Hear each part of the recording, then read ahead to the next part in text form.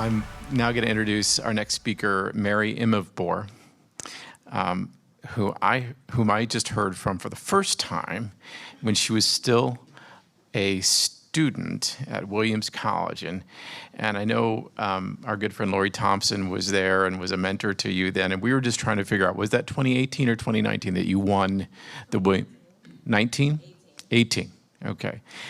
18. And Mary graduated from Williams and moved to Boston, and I think took a job for a bit, but kept this idea going, and has had some really great success.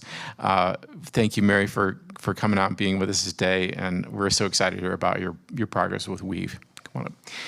And yeah, coming up. And Mary, I just want to remind you that you have to speak in a microphone. If you want to step away from the podium, you can just pull this out. Oh, and you can take your mask off. Okay, great. Thank you. Oh, wow.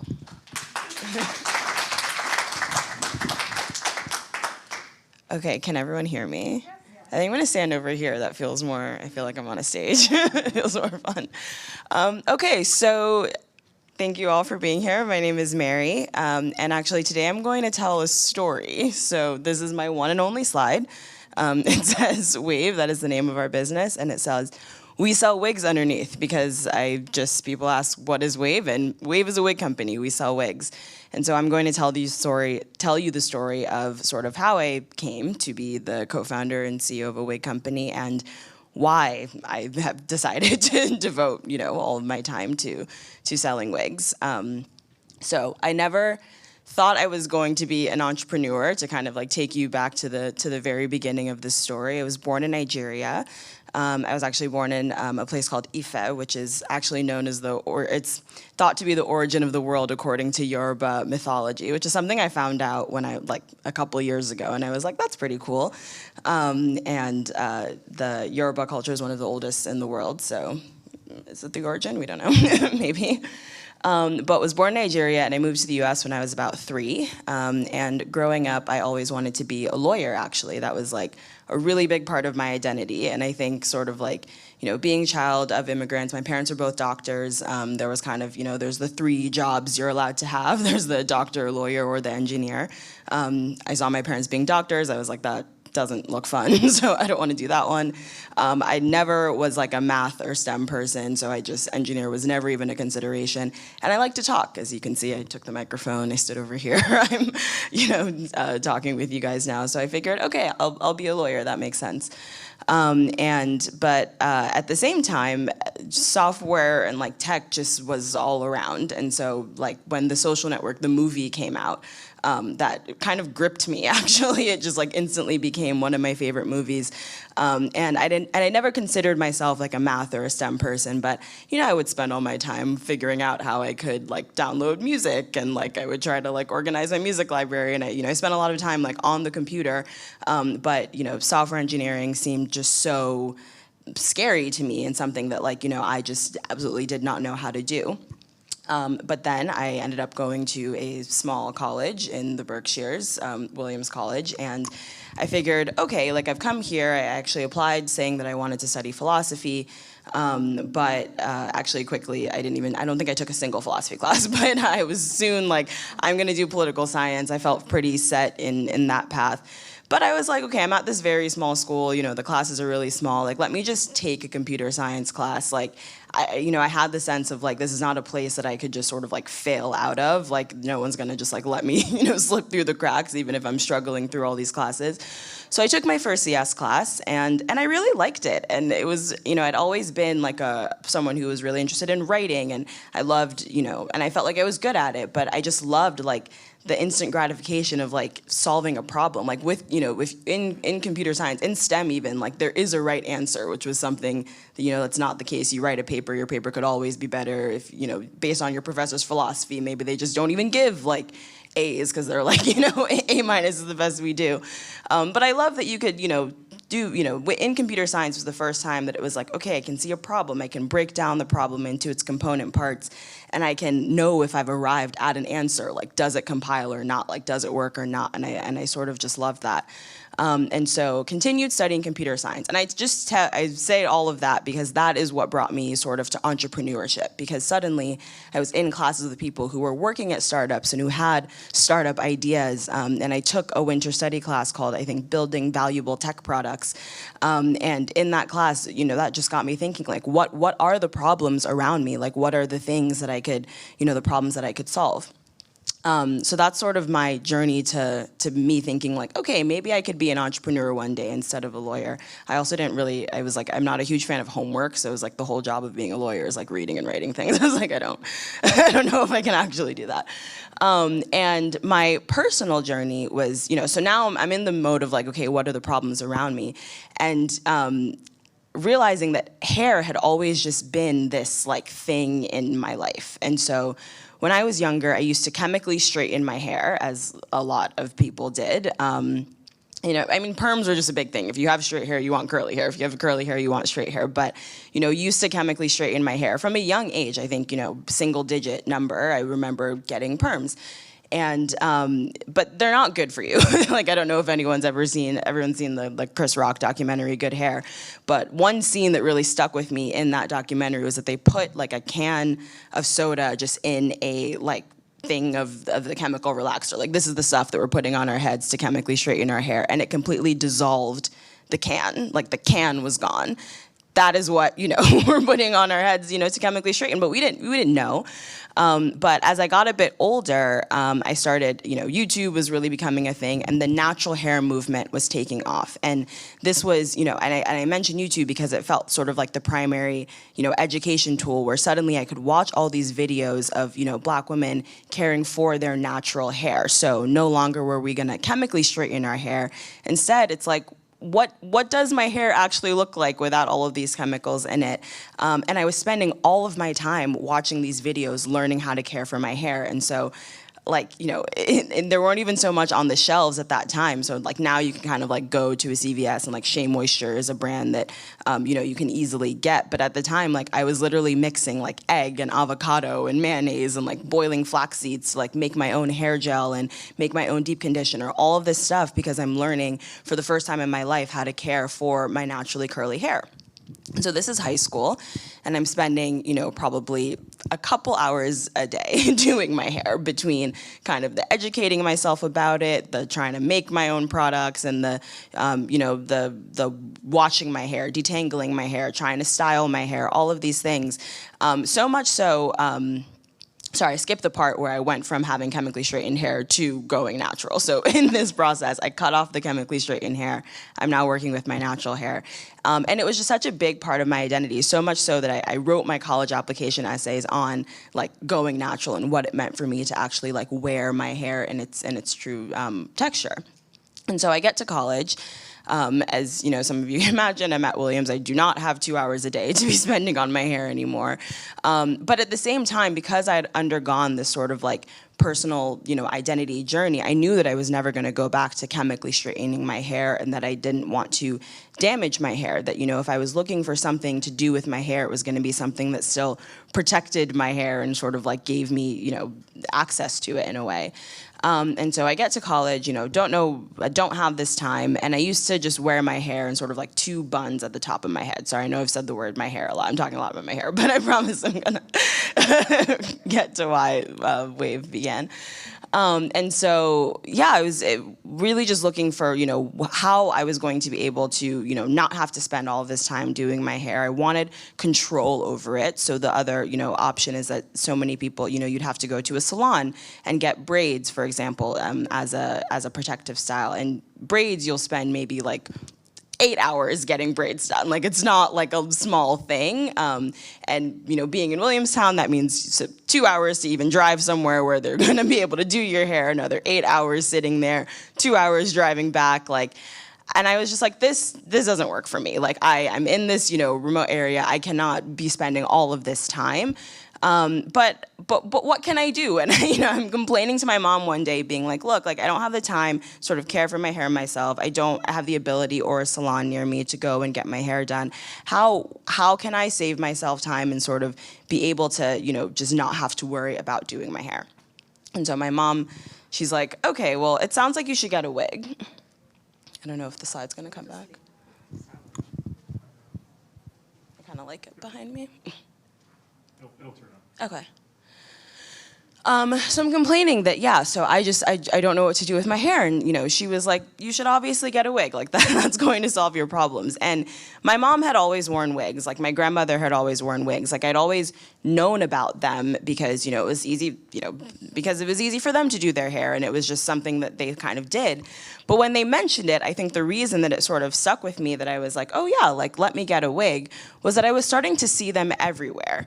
And so, you may think about wigs and be like, who wears wigs? Like, what's going on with wigs? I'm here to tell you that a lot of people wear wigs. And so, I was starting to see them just all over my social media, every celebrity you've ever seen on the red carpet ever. Like, I know that that's hyperbolic, but it's pretty damn close to true, is wearing a wig or has worn a wig at one point. Paris Hilton owns over 800 wigs. I've only ever seen her with one hairstyle. It's like, I feel like her hair ever looks the same, yet somehow she's got 800, slightly variant, they look mostly the same, but she's got over 800 wigs. The Kardashians, I was seeing that, they were wearing wigs, and Kylie's suddenly wearing this like blue lace front wig. And I think Black women everywhere were like, okay, yes, like Kylie's wearing this wig, but it's like we've been wearing wigs as a way to just like switch up our hair and save ourselves time. And so, my mom mentions it, but I'm like, yeah, wait, suddenly everyone around me is talking about wigs. Like, every like female rapper, it's like, oh, like, I always quote Megan Thee Stallion. It's like, I got to switch my wig up every day. I don't know if anyone knows that song here, but she said it, trust me. And people are changing the way that they wear wigs as well, where, in my mom's generation, like she has a full collection of wigs, but she'll wear the same one for like 3 months at a time because she doesn't want anyone to know that she's switching out her wig, and she wants like this feeling of like, oh, like I got a haircut or like whatever, versus now the Megan Thee Stallion lyric I just told you, where she's saying I have to switch my hair up every day. And people are starting to wear wigs as part of their outfit, as, this isn't just, yes, this is my hair, but what hair goes with this sweater that I'm wearing? Or like, today I'm serving this look, and like what hair kind of matches that? Or, how many people here have ever wanted to try another hairstyle? Like that's really what it comes down to. And you may think like, I would never wear a wig, but have you ever wanted hair that looks different from the hair that you have? I think yes. And so, okay, so I'm having this insight. This is now I'm in college. My mom suggests that I get a wig, and I'm like, yeah, like let me try a wig. Like there's a lot of cool stuff seems to be happening with wigs. So I turned to the internet, as any person my age would do. I think this was about 2017 at the time. I'm a junior in college, and I'm trying to buy a wig, and I'm just like, what is this? Like, this is crazy, because the shopping experience as it is right now is awful. So, people were telling me to go to AliExpress, which is, this huge online marketplace. I don't know if anyone's familiar with Alibaba. AliExpress is their kind of like, Alibaba is for wholesalers. AliExpress, you can buy like 1 or 2 things rather than like, 400 piece minimum order. But this huge marketplace where you're gonna see like, you type in like wig, you get 20,000 different results that are wildly varying in price. Some of these wigs are I'm being told that they're $50. Some of them are $1,000. Yet I'm seeing the same photos. Like this one vendor is like, I'm seeing the same pictures from vendor to vendor, or I'm being told to go to different, random websites, but there's like typos on the website. Like I'm also seeing like, there have been so many tweets of women saying like, please tell this hair company to take my page down. Like I'm not even wearing a wig at all, much less am I wearing their wig. And it just didn't make sense to me that it's like, okay, it's not like this is a random niche product. Like every, especially in the Black female community, it's like everyone I know either like has worn wigs, wants to wear wigs, and doesn't know where to get them, or, used to wear them, stopped, whatever. But it's like we all have some sort of connection to this product. It's not cheap. I just told you the range of $550 to $1,000, but people are often spending hundreds of dollars, a couple $100 each purchase that you're making, and you're buying them recurringly. And yet, I'm being told to, I'm being told to basically take a gamble on these purchases where there's no sort of customer service, there's no way of knowing whether, the purchase I make will be good or not. And in fact, you can just expect that it probably won't be good. And, people are in fact taking a gamble. And so my 21st birthday was coming up. I sort of had this revelation of like, okay, I want to start wearing wigs. And I was looking for one to buy, having this experience. And I actually did end up buying a wig because my birthday was coming up, and that's to show you sort of like the demand for the product. And it didn't come in time. I actually ended up wearing one of my mom's like wig. It was a similar style to what I wanted, but it's like, to wear your mother's wig on your 21st birthday. It's not, it wasn't, my dream. But it didn't come in time. And I think that was, it was just really eye-opening for me and for my co-founder. So there are three co-founders, three of us together. And at the same time, I'm getting my makeup from Glossier, like this, really great like makeup startup that was able to build so much community around their product. I'm getting my glasses from Warby Parker, like, it getting shipped to me before I even pay anything. And I'm like, oh, this is great. I picked the one I want. I send it back. And yet here's this product that, I'm spending hundreds of dollars on that I can't even find like any sort of reputable brand that I want to buy from and that I, can trust. And so that combined with the like, oh, I'm studying computer science, everyone around me is like starting something, like sort of birthed wave where this was now our senior year of college and we're like, you know what? We are going to make the category-defining company for wigs. We are going to make the company that we want to shop from because we believe that wigs are the next big category in fashion and beauty. And, I've told you about why I, wear wigs. I've asked, everyone here was kind of nodding like, yes, I've had another hairstyle that I would like to try one time. And, our vision is that, in the next 5 to 10 years, wigs will be as ubiquitous as like sneakers and lip gloss. Sorry, I'm quoting our pitch deck. What was it? Yeah, where we said sneakers and lip gloss. But as I said it, I was like, why did we say sneakers and lip gloss? Definitely sneakers, but like, I don't know. Sorry, I'm just thinking. I'm reviewing it to myself as I'm talking. But yeah, we believe that wigs are the next big category in fashion and beauty, and hair just has such a power to change how you feel, to make you feel good, to what else more does there need to be than that, right? Like to make you feel good. Like hair has such an ability to bring people joy and to bring people happiness. Our company Wave, like we see our initial first customer as Black women because that's who we are as founders. That's who is sort of already having this existing problem that we're trying to solve for. And it's really important to us as we build a wig company that, we want to put a wig on everyone's head. Like we do it sort of with sort of like respect, I guess, for the history of wig wearing and kind of like who does popularize it and who has made it kind of a thing that everyone wants to try and wants to do, and so that's why it's important for us to be a company that is started by Black women and gives back to the Black community. So yeah, I think that is my talk on Wave.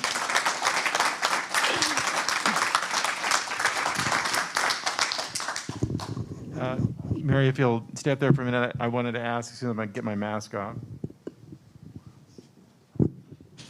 I know that you've had a lot of great success here recently with the business, and I was hoping you could update us a little bit in terms of you launched this year, you're in the market, you're getting traction, you've been able to raise some investment money. Tell us a little bit how that's going. Yes, I actually did mean to tell like the rest of the story, and then I got caught up. But let's see. So we had this idea in college. We entered and won Williams's business competition. Shout out to Tonio.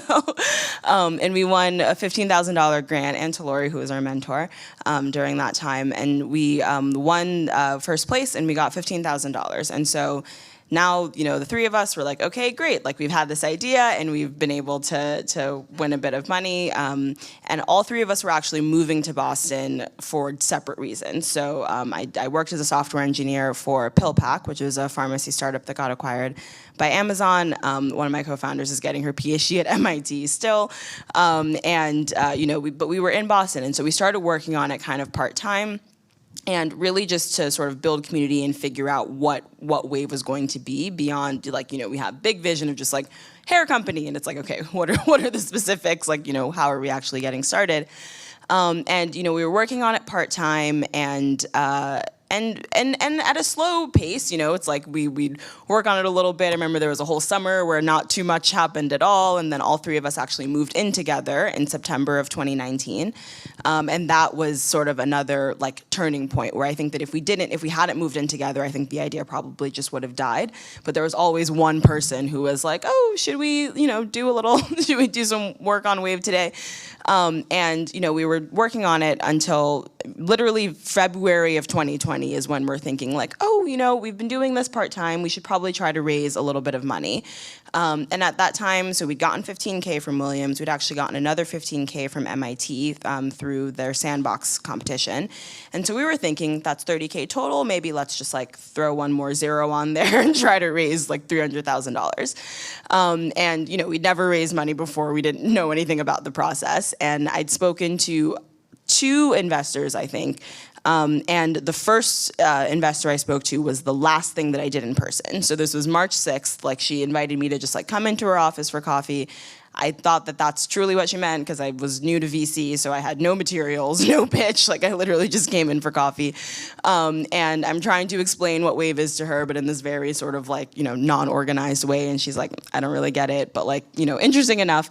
I tell her that we're trying to raise $500K because I'm aware that like, the 300 was like a small amount for a VC. And she's like, that's like an angel, like friends and family amount. Like, she was like, go like find someone to give you that. Basically, that's not like a VC amount of money to raise, which obviously every firm is different, but for them.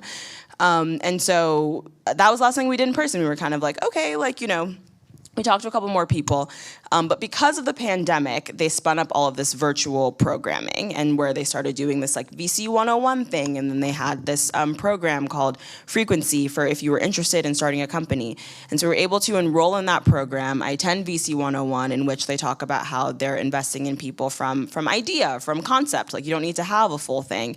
And so then we're like, okay, well, this $300K raise wasn't really working out, but maybe let's try to raise $1 million and like see, because we have a lot more than an idea. We've been working on this part-time for a while. And if you're telling me you invest from idea, then it's like, okay, like I think we're maybe more ready than we had thought. And so we put a whole new pitch deck. I think that gave us a lot more energy to be like, okay, like we're gonna raise $1 million. Like, what would we do with $1 million? I pitched to a family friend, and I go through the whole thing, and at the end it says we're raising $1 million, and I'm so like nervous to get there because I'm assuming he's gonna be like, you're crazy. And his first thought was like, oh, like if I were you, like e-commerce business, like inventory, like I'd maybe raise 2 or 3 million actually, like in order to get there. And so that's how we decided to raise $2 million. And that same investor who I went in for coffee with, because we entered the program that her firm spun up, I was able to talk, to all of the people who work there a lot more. And then they decided to lead our seed round. So that's how we sort of went from business competition at Williams to raising a $2 million seed round in summer of 2020. And then with all three of us still living together, it was a year of just like pandemic working in the apartment, which I actually wouldn't recommend living with your business partners for too long. But we were able in that time to really create Wave, where when we pitched, we didn't know where our supply was going to come from. We didn't have suppliers, we didn't have a website, we didn't have anyone working for us. We had sort of this like vague idea of what we wanted to create, and in that time, we have 2 suppliers in China. We, have our wigs that like we design the wigs ourselves. That's something that's different, sort of about us, is that we take this sort of like wig fashion approach where we've come out with our first collection of 6 different styles, launched our website. We have 3 full-time employees in addition to the 3 co-founders in office. and yeah, we've launched, and it's just been really great, and it's just sort of the beginning of our next phase. Thanks. Time for 1 or 2 more quick questions.